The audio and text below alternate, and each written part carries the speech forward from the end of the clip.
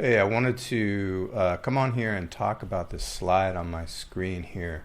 Very interesting chart showing basically what the Fed does in terms of quantitative tightening and quantitative easing in regards to rising or raising interest rates. And obviously right now we're in a period where they are raising interest rates, and that's making it more difficult for deals to pencil.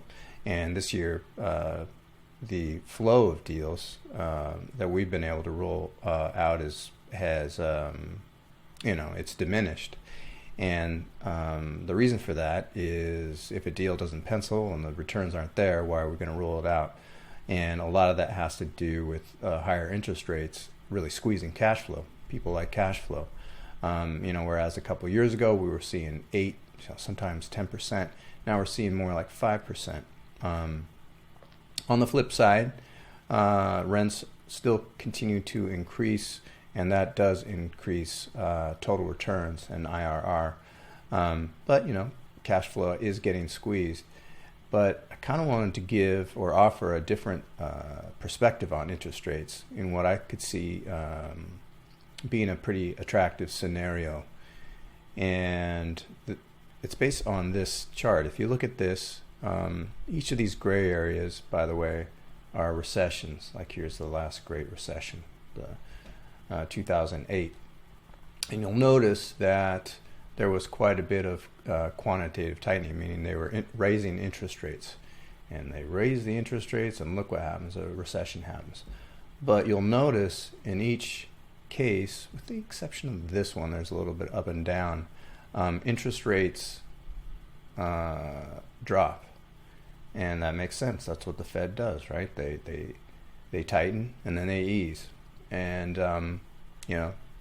if history is any indication, that's what's going to happen in this case as well.